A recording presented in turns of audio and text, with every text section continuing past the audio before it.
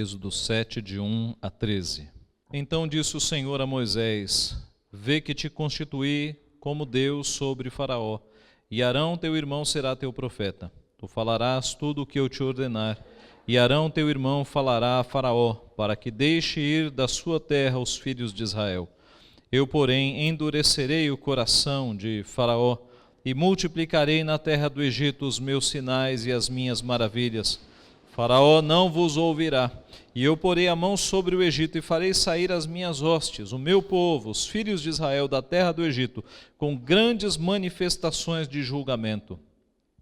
Saberão os egípcios que eu sou o Senhor, quando estender eu a mão sobre o Egito e tirar do meio dele os filhos de Israel. Assim fez Moisés e Arão, como o Senhor lhes ordenara, assim fizeram. Era Moisés de 80 anos e Arão de 83, quando falaram a Faraó.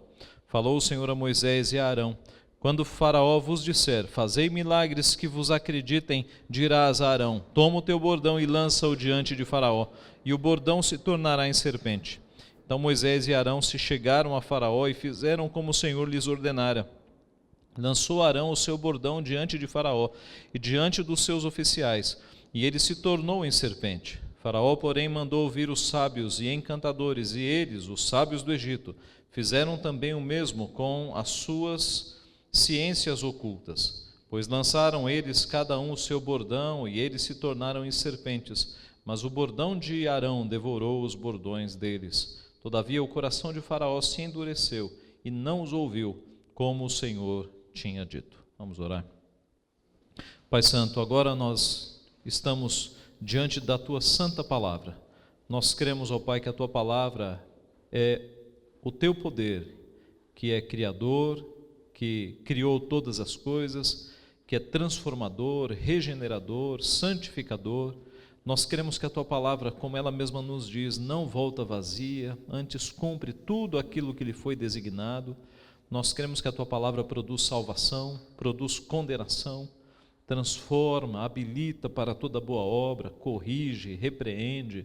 A Tua palavra é espada de dois gumes. Ó Pai, nós cremos que o Senhor fala por meio de servos finitos, que o Teu Santo Espírito opera nesta hora. Pedimos, pois, que seja assim, Pai, que o Senhor transforme a nossa vida, que o Senhor supra a nossa mente com aquilo que o Senhor quer que nós aprendamos, e que o Senhor nos habilite para a prática da Tua vontade na nossa vida. Abre o nosso coração, os nossos olhos, para que compreendamos a Tua palavra, e dispõe nosso coração para que a pratiquemos. É o que nós pedimos humildemente, em nome de Jesus. Amém. Afinal de contas, quem manda neste mundo? Quem está no controle deste mundo? Alguns dizem que quem manda neste mundo é o dinheiro. É o dinheiro que move o planeta. As coisas funcionam por causa dele. Outros dizem que quem comanda o mundo atual é o país, os Estados Unidos da América. Outros vão dizer que quem manda no mundo é um grupo de milionários que se reúne secretamente para decidir os rumos da humanidade. Outros vão dizer que é o diabo quem manda neste mundo. Se o mundo jaz no maligno, é ele que está no controle. Afinal, quem manda neste mundo? Quem é que está no controle de todas as coisas? Meus irmãos, a resposta certa e sem sombra de dúvidas é Deus. É Deus quem está no controle de todas as coisas. Mas possivelmente alguns objetem: mas se Deus está no controle, por que há tanta fome? Por que há tantos males acontecendo? Por que há guerras? Por que há crianças sofrendo consequências de milícias e de guerras pelo mundo inteiro? Se há um Deus bondoso no controle, por que existe o mal? Porque o mal é algo tão nítido e tão real na nossa vida por vezes. Meus irmãos, nós vemos pela Bíblia inteira, e especificamente na história que nós temos aqui diante de nós, que a presença de sofrimento não significa ausência de Deus. Presença de sofrimento não significa ausência de Deus. Nós olhamos para essa história e vemos que a soberania de Deus é total sobre o povo de Deus e sobre nações que se levantam contra Deus. como é o caso aqui do império chamado Egito. Na época é o maior império, e o seu faraó, um grande imperador. Nós vemos então nesse texto, nós vamos tirar 3 provas da soberania de Deus aqui nesse episódio. 3 provas da soberania total e absoluta do nosso Deus. A primeira prova da soberania do nosso Deus neste texto, ela se mostra no envio de um Salvador. A situação é de sofrimento, é de muito peso nas costas do povo de Deus, que tinha promessas do Senhor, e Deus vai mandar um Redentor, Deus vai mandar um Salvador. No domingo passado, a igreja viu a história de Deus chamando Moisés para livrar este povo da escravidão, no episódio da sarça ardente, a sarça que queimava e não se consumia. Deus chama Moisés porque ele tem uma aliança com este povo. Deus, ao ver o sofrimento do povo, se lembra das promessas que foram feitas a Abraão, a Isaque e a Jacó. É o Deus da aliança. Deus vê o povo sofrendo na mão dos egípcios. O povo, ele teve um sofrimento crescente na mão dos egípcios. Os egípcios foram oprimindo cada vez mais o povo de Deus. Deus chama Moisés e a sua preparação vai durar 80 anos. 40 anos no palácio, 40 anos no deserto, nas terras de Midian. E durante todo este período, o povo continuou sofrendo, durante 80 anos. Mas Deus estava preparando um Salvador. E depois de 80 anos de preparação e de amadurecimento, Moisés é chamado para libertar o seu povo. Esta idade está relacionada, está registrada aqui no verso 7, Moisés com 80 anos. E talvez, irmãos, durante este período, as pessoas já não tivessem mais esperança, já não acreditassem mais que o Deus de Abraão, Isaque e Jacó estivesse olhando para o sofrimento delas. Ora, isso é bem possível de ter acontecido. Quantas vezes você passa por sofrimentos menores na sua vida e vem um pensamento questionando: será que Deus se esqueceu de mim? Será que Deus está cuidando mesmo de mim? Imagine esse povo durante 80 anos no deserto. Ora, o próprio Moisés achou que com 40 anos já era o tempo de libertar os seus conterrâneos, os seus compatriotas. É Lucas quem vai registrar no livro de Atos exatamente este pensamento de Moisés. Lá no capítulo 7 de Atos, versos 24 e 25, é dito o seguinte: vendo um homem tratado injustamente, tomou-lhe a defesa e vingou o oprimido, matando o egípcio. Ora, Moisés cuidava que seus irmãos entenderiam que Deus os queria salvar por intermédio dele. Eles, porém, não compreenderam. Com 40 anos, quando Moisés vê um capataz, um egípcio, maltratando um israelita, ele vai para cima do egípcio e o mata. E na cabeça de Moisés, no auge da sua força, aos 40 anos de idade, era Deus já querendo usá-lo como libertador. Mas não era o tempo de Deus. Possivelmente, de fato, Moisés com 40 anos, naquela época, estivesse no auge da sua força. Mas Deus queria que o seu povo fosse liberto, não pela força do braço de um homem, mas pelo seu espírito, mas pela força do seu poder. Deus deixa então Moisés chegar até os 80 anos, para que ele vá agora, não na força do seu braço, mas na confiança do seu Deus. E não é à toa que quando Deus o chama aos 80 anos, ele fica temeroso. Ele diz que não é homem de língua pesada, que não fala bem. E aí Deus, na sua ira, diz: então eu te mandarei o seu irmão como teu profeta. Note que há 40 anos atrás Moisés estava corajoso. E se ele libertasse o povo, os créditos seriam dele. Agora Deus faz as coisas no seu tempo, na sua hora, para que o seu poder e a sua glória sejam de fato manifestos. Moisés foi o redentor daquele povo. Alguns domingos atrás nós vimos paralelos muito marcantes entre a vida de Moisés e a vida de Jesus. Nós vimos, por exemplo, paralelos quanto ao seu nascimento, a piedade e a pobreza de ambos os pais de Moisés, os pais de Jesus, a ameaça de morte de um imperador, tanto para Moisés quanto para Jesus, o o livramento sobrenatural que Deus deu a ambas as famílias e a ambos os personagens, Moisés e Jesus.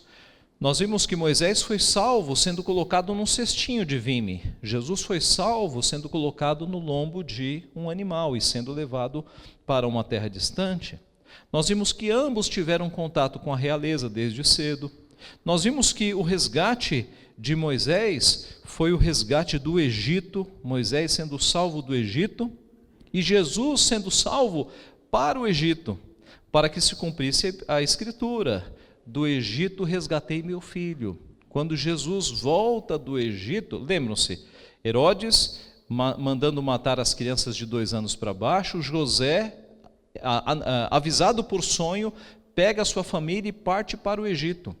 E lá do Egito, quando um anjo revela de novo que Herodes havia morrido, ele volta para Israel e cumpre-se a profecia: do Egito busquei ou resgatei o meu filho. Mateus fez de propósito para mostrar a ligação entre o povo de Deus, o seu primogênito, e Jesus Cristo, o seu primogênito físico. Há paralelos impressionantes entre o tipo e a realidade. A capacitação de ambos. Nós vimos que Estevão, no discurso aqui de Atos 7, ele diz que Moisés foi educado em toda a ciência dos egípcios e era poderoso em palavras e em obras. Quanto a Jesus, a mesma expressão é usada no caminho de Emaús por um dos discípulos, que Jesus era varão poderoso em palavras e em obras. Nós vimos que Moisés foi educado para se tornar um rei e virou pastor de ovelhas. Jesus pastoreou durante 3 anos, pastoreou gente, e ele é o rei dos reis. Moisés educado em toda a sabedoria do Egito. Jesus educado de tal forma por seus pais e pelo Espírito Santo, que aos 12 anos as pessoas se admiravam das suas perguntas e das suas respostas, quando ele estava ali no templo diante dos doutores da lei. No início da vida de Moisés, nós temos paralelos também quanto à sua missão. É dito lá no começo que ele defendeu um mais fraco, o hebreu apanhando, defendeu num segundo momento um outro hebreu que estava apanhando de um conterrâneo e defendeu as filhas do sacerdote de Midian. Jesus Cristo é aquele que nos defendeu, e defendeu é um verbo fraco para o que Cristo fez conosco. Nos resgatou, nos livrou do império das trevas, nos livrou da morte eterna. Moisés tem um aspecto de abnegação no seu ministério. A palavra diz, pela fé, Hebreus 11, pela fé Moisés, quando já era homem feito, recusou ser chamado filho da filha de Faraó, preferindo ser maltratado junto com o povo de Deus, a usufruir prazeres transitórios do pecado, porquanto considerou o opróbrio de Cristo por maiores riquezas do que os tesouros do Egito, porque contemplava o galardão. Cristo se esvaziou de sua glória, assumindo forma de servo, a si mesmo se humilhou, tornando-se obediente até a morte e morte de cruz. Em troca da alegria que lhe estava proposta, suportou a cruz, não fazendo caso da ignomínia. Os paralelos são evidentes. Agora, voltando para o nosso texto em Êxodo 7, e daqui para frente nós vamos encontrar paralelos bem interessantes também, entre este Redentor do passado que apontava para um Redentor muito maior que é Jesus Cristo. Nós vemos que Moisés cumpre os ofícios de Cristo. Moisés, em determinados momentos da sua vida, ele faz o papel de profeta, sacerdote e rei. Ofícios que são próprios de Jesus Cristo. No nosso texto, versículo 1, observem. Então disse o Senhor a Moisés: vê que te constituí como Deus sobre Faraó, e Arão teu irmão será teu profeta. Veja que forte isso aqui, vê que te constituí como Deus sobre Faraó. Faraó, na nação do Egito, era um semideus. E Deus está dizendo: Moisés, eu estou colocando você acima de Faraó. Aqui, Moisés, em outras partes, ele cumpre o ofício de rei. Ele é colocado por Deus com total liderança e total governo sobre a situação. Um representante imediato de Deus, o ofício de rei. Mais adiante, o ofício de profeta vai se encontrar na vida de Moisés. Ora, ele é aquele por meio do qual a lei de Deus foi passada ao povo. E não houve profeta maior que Moisés, porque ele foi aquele que trouxe mais conteúdo da lei de Deus para o povo. E mais à frente, nós vamos encontrar o ofício de sacerdote sendo encontrado em Moisés. Lembram-se do bezerro de ouro? Deus decidiu acabar com o povo. E Moisés colocou-se no lugar do povo. Risca meu nome do livro. Ele se colocou como substitutivo. Ele colocou a sua vida para que Deus não castigasse o povo. O ofício sacerdotal. Então, os paralelos entre Moisés e Jesus são abundantes. De forma que o povo, ao presenciar a vida e o ministério de Moisés no passado, eles poderiam ter um vislumbre do Redentor maior, de um irmão muito maior, que Deus providenciaria no futuro. Aquele que seria o verdadeiro rei, o verdadeiro profeta, o verdadeiro sacerdote. Meus irmãos, a soberania de Deus se mostra na história de uma forma impressionante. Deus guiando todos os atos, apontando para Cristo. De modo que os principais acontecimentos do Antigo Testamento apontam para alguém maior, apontam para Jesus Cristo, o varão perfeito, o Messias que de fato virá. Nós vemos, em primeiro lugar, então, a primeira prova da providência de Deus aqui no envio de um Redentor, de um Salvador. A prova maior da soberania de Deus é quando Ele manda de fato o Redentor final, o Salvador final. Dentre outros lugares, quando o povo sofria no cativeiro babilônico, Deus anunciou que viria um menino nasceria, e o seu nome seria Maravilhoso Conselheiro, Deus Forte, Pai da Eternidade, Príncipe da Paz. Esse menino seria tão maravilhoso que ele não podia ser resumido em um nome. Todos nós, diante de Deus, cabemos num nome. Um nome possivelmente nos defina. Mas essa criança que nasceria seria tão surpreendente que a profecia veio com 4 nomes adjetivados. Ele será Maravilhoso Conselheiro, Deus Forte, Pai da Eternidade, Príncipe da Paz. Não cabe num nome, precisou de 4. Tamanha maravilha dessa pessoa que nasceria. E esse livraria o seu povo dos seus pecados. Era um anúncio já na Babilônia, quando o povo estava sofrendo o chicote de Deus, que viria um Redentor. O povo que jazia em trevas viria forte luz. E Jesus Cristo foi aquele que veio e disse: eu sou a luz do mundo. Quem anda em mim não viverá nas trevas. A primeira prova da soberania de Deus se mostra no envio de um Salvador. Nossos irmãos que sofreram no Egito viram isso, e nós vimos isso quando Cristo foi enviado para nos salvar. A segunda prova da soberania de Deus está na operação dos milagres. E aqui nós vamos encontrar um verdadeiro confronto de poderes. De um lado, Israel, o povo escravizado, nação que representava o reino de Deus. Os herdeiros das promessas feitas a Abraão, Isaque e Jacó. Aqueles que estavam conduzindo a semente do Messias. A linha de descendência de Jesus Cristo passa por Abraão, Isaque e Jacó. Está com esse povo. Do outro lado, o Egito, a nação mais poderosa do planeta naquela época. Uma nação que tinha o controle de vastas áreas, além das suas fronteiras, que representava as forças satânicas. O reino parasita estava aqui, na nação do Egito. E aí nós teremos confrontos de poderes. De um lado, Moisés e Arão, agentes do reino de Deus. Do outro lado, o poderoso Faraó, representando o reino parasita, as influências satânicas. Quem vai vencer este confronto? Os humildes Moisés e Arão e um povo cativo? Ou o poderoso Egito com o grande Faraó? Meus irmãos, as pragas, então, elas virão nesse contexto descritas como grandes julgamentos de Deus. Observe o verso 4. Verso 4 diz assim: Faraó não vos ouvirá, e eu porei a mão sobre o Egito e farei sair as minhas hostes, o meu povo, os filhos de Israel da terra do Egito, com grandes manifestações de julgamento. Essa é uma expressão chave para entendermos todo o enredo. Manifestações de julgamento.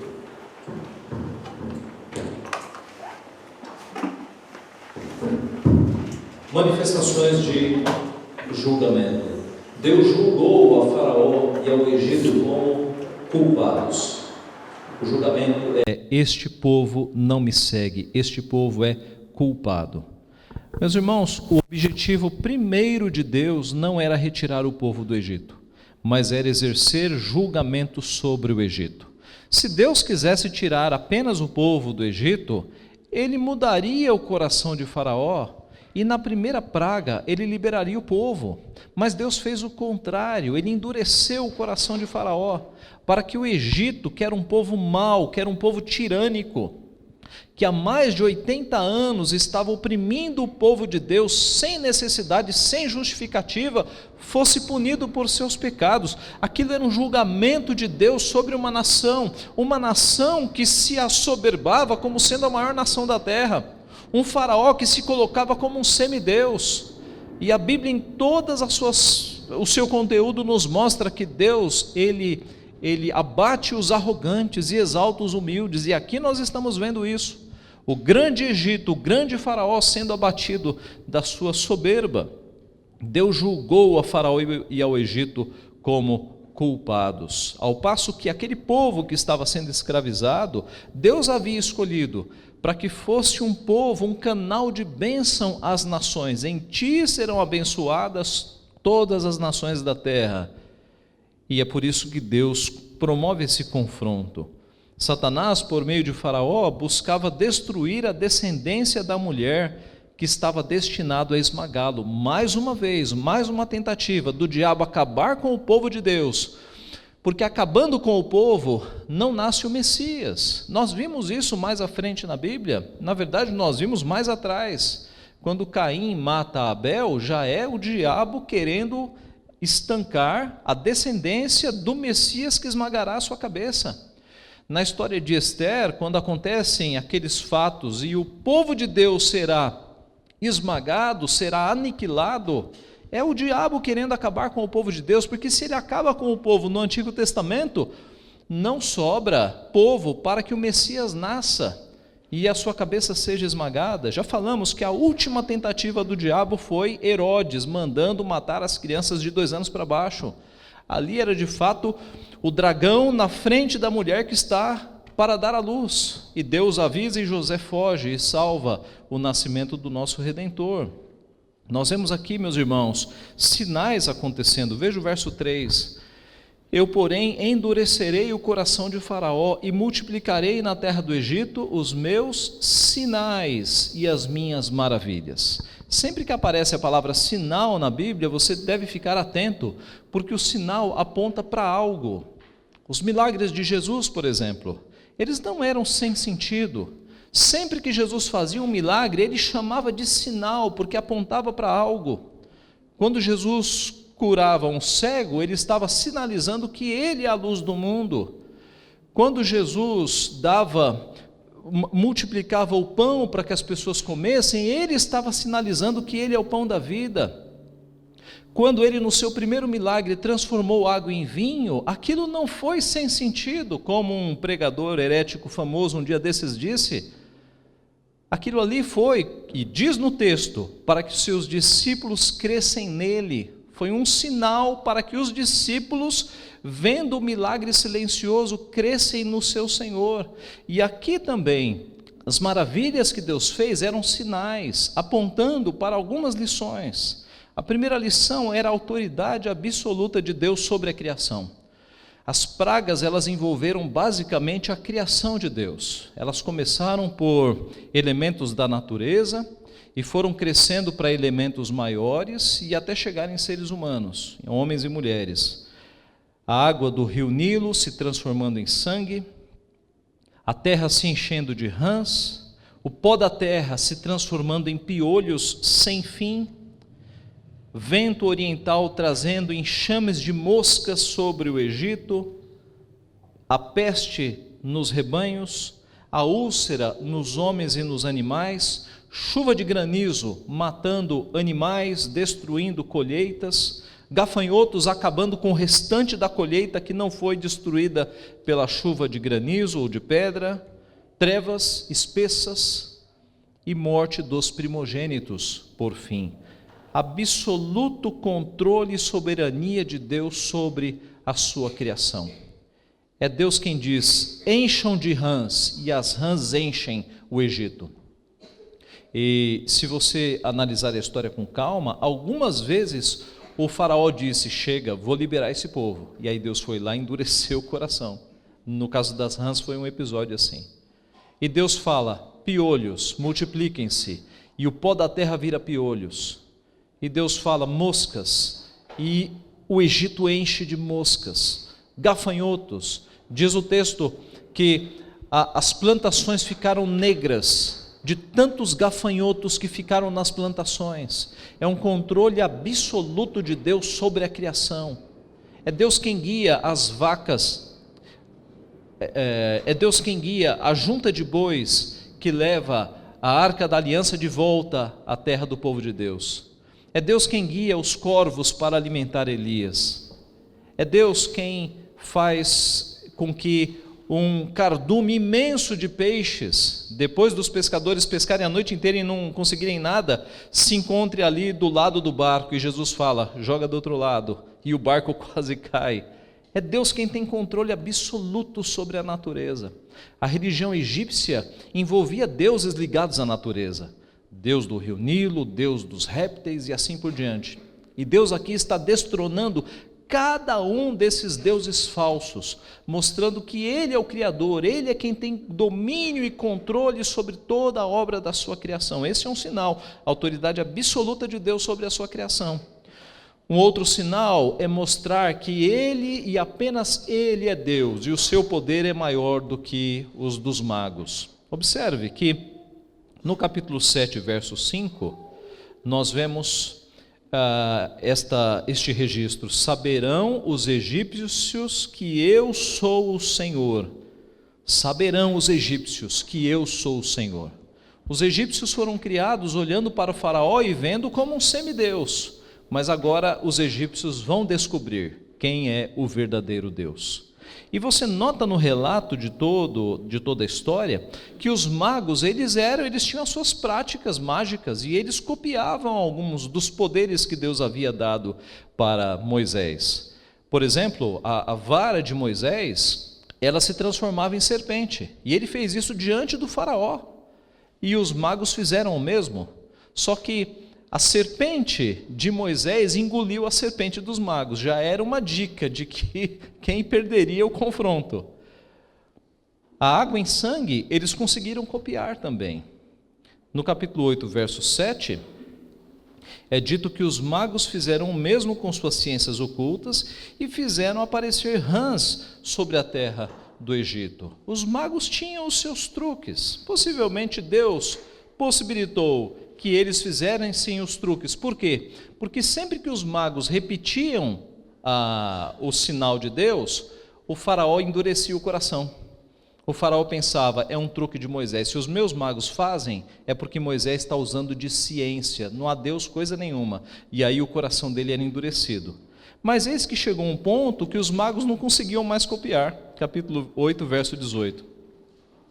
E fizeram os magos o mesmo com as suas ciências ocultas para produzirem piolhos, porém não o puderam, e havia piolhos nos homens e no gado. Piolho eles não conseguiram. E o irônico é com relação às úlceras, capítulo 9, verso 11. De maneira que os magos não podiam permanecer diante de Moisés por causa dos tumores. No caso dos tumores, os magos não estavam nem lá para copiar. Eles estavam afetados pelos tumores, eles não conseguiram salvar nem a própria pele. É o poder de Deus mostrando total superioridade sobre qualquer obra das trevas, como era bastante comum ali no Egito. Uma terceira lição, um terceiro sinal: a misericórdia de Deus sobre o seu povo. Meus irmãos, muitas das pragas, a maioria delas, não afetou o povo de Deus. O povo de Deus morava numa região ali no Egito chamada Gósen. E algumas das pragas, na maioria, Deus protegeu o seu povo. Capítulo 8, verso 23. Farei distinção entre o meu povo e o teu povo. Amanhã se dará esse sinal. Nas moscas, o povo de Deus não foi afetado. Capítulo 9, verso 7. Faraó mandou ver, e eis que do rebanho de Israel não morrera nenhum sequer. Porém o coração de Faraó se endureceu e não deixou o povo. Na peste dos animais, morreram os animais dos egípcios, mas os animais do povo de Deus, nenhum morreu. Capítulo 9, verso 11, nós já lemos. 9, 11. Ok, nós já lemos esse 9:26, na verdade, 9:26. Somente na terra de Gósen, onde estavam os filhos de Israel, não havia chuva de pedras. A chuva de pedras foi uma catástrofe de fato. A plantação, ela foi acabada e animais morreram, pessoas morreram por causa da chuva de pedras. Mas na terra de Gósen não caiu uma pedra. Deus protegendo o seu povo. Capítulo 10, verso 23. As trevas espessas não viram uns aos outros, e ninguém se levantou do seu lugar por 3 dias. Porém, todos os filhos de Israel tinham luz nas suas habitações. Eu fiquei pensando muito nesse texto, porque não havia energia elétrica, não cortaram a luz de um lado e deixaram do outro. O povo de Deus tinha luz, certamente porque tinha lamparinas. Mas como é que a lamparina dos egípcios não funcionou? Deus fez de alguma forma, meus irmãos, não sei se frio excessivo, de alguma forma não havia luz no Egito, trevas espessas, e na terra de Gósen, dos nossos irmãos, lá eles tinham luz. De alguma forma, sobrenaturalmente, é óbvio, Deus fez com que isso acontecesse, a misericórdia de Deus sobre o seu povo. E por fim, capítulo 11, verso 7, a 10ª praga. Porém, contra nenhum dos filhos de Israel, desde os homens até os animais, nem ainda um cão rosnará, para que saibais que o Senhor fez distinção entre os egípcios e os israelitas. A promessa da última praga é que todo primogênito morreria. Todo primogênito, até o primogênito dos animais. Os primeiros cavalos, os primeiros cachorros, os primeiros gatos, até os primogênitos entre os animais morreriam. Mas do povo de Deus não morreria nem animal e nem as pessoas. As instruções foram dadas: o sangue no batente das portas, o anjo do Senhor passou por cima, e nas moradas onde havia sangue, ele não desceu. Aliás, o passar por cima é o significado da palavra Páscoa. Páscoa, no hebraico, significa passar por cima, uma menção ao anjo do Senhor que passou por cima e desceu ali para vingar, para levar os primogênitos. O sinal então aqui é claro, a misericórdia de Deus sobre o seu povo. Ele exercitou juízo sobre os egípcios, misericórdia para com o povo de Deus que vinha sofrendo durante 80 anos. Meus irmãos, muitas vezes Deus manifestou o seu poder com milagres na história do povo de Deus. Uma arca que aguenta um dilúvio universal, um cordeiro para substituir Isaque, o livramento na história de Esther, vários sinais Deus foi efetuando. Daqui a pouco um mar vermelho se abrindo e o povo passando a pés enxutos. Foram muitos milagres que o nosso Senhor usou na história do povo de Deus. E uma virgem dando à luz a um filho, gerado pelo Espírito Santo, incontaminado pelo pecado, para a nossa salvação. Morre, ressuscita ao 3º dia e está vivo até hoje, o nosso Redentor. A segunda prova da soberania de Deus está na operação dos milagres. E por fim, a terceira prova da soberania de Deus no endurecimento do coração de Faraó. Mesmo com tantos milagres, Faraó continuou negando a saída do povo. Por quê? Porque o seu coração estava endurecido. E por que o seu coração estava endurecido? porque Deus o endureceu. Esse foi o ponto. Note, meus irmãos, Faraó não era santo.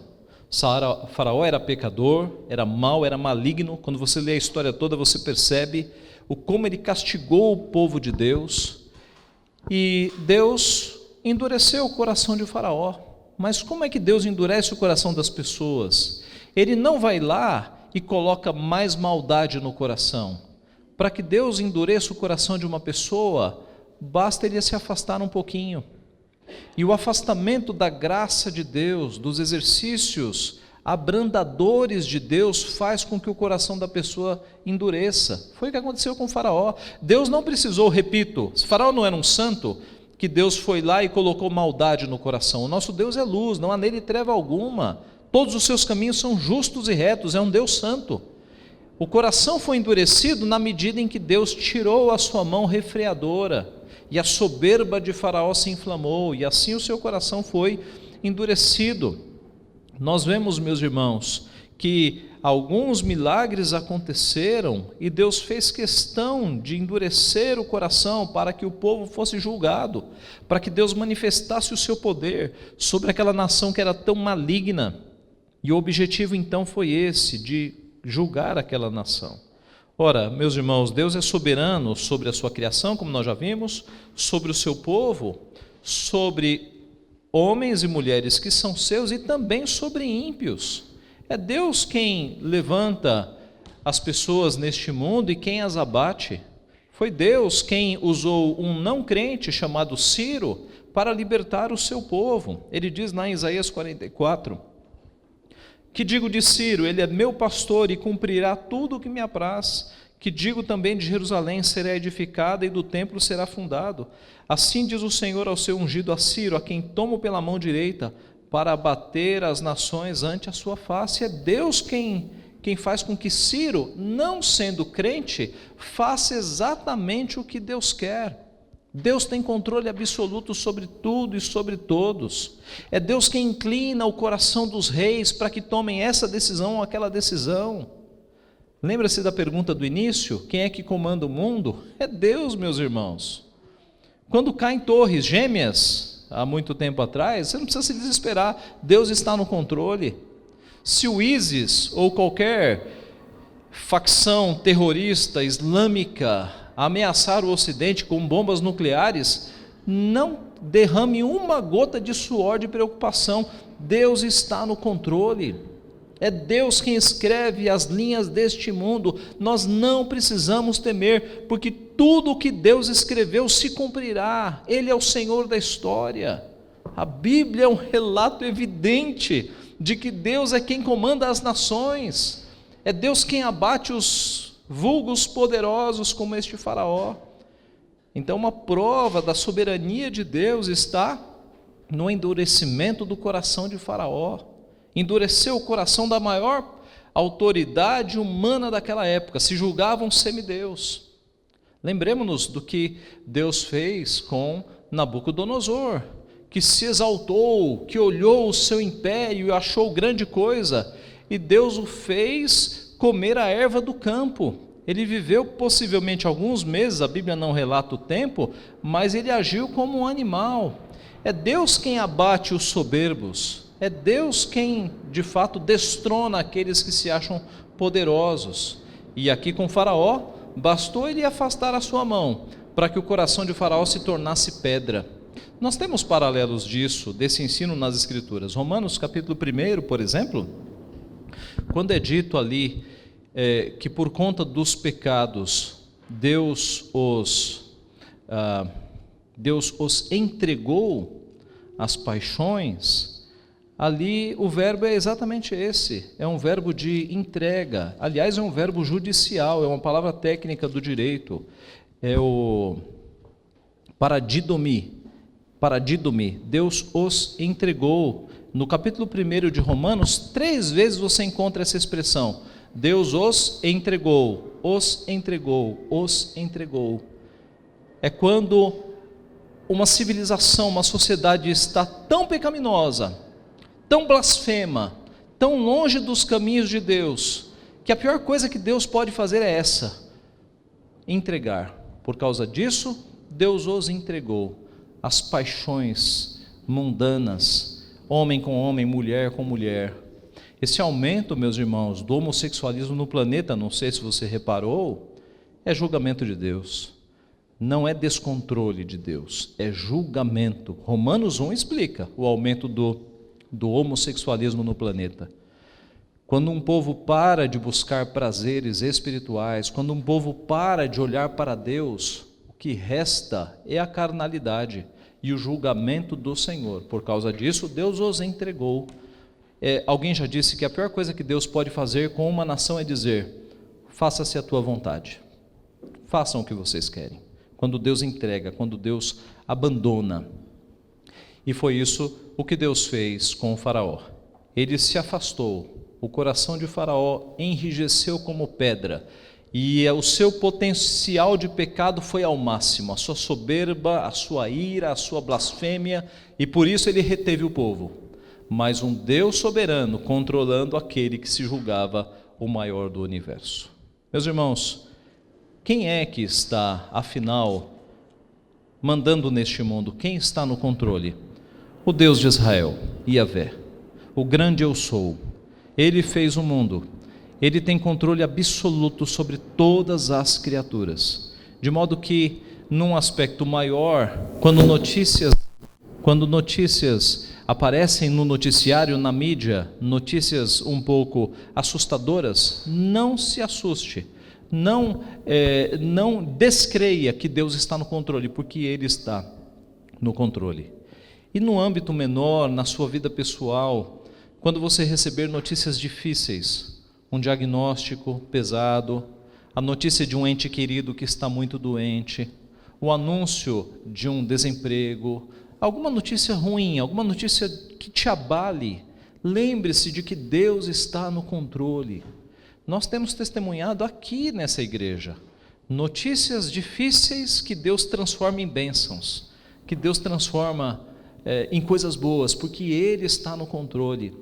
Nunca descreia disso. Tenha fé de que se você tem andado nos caminhos do Senhor, todas as coisas cooperam para o seu bem.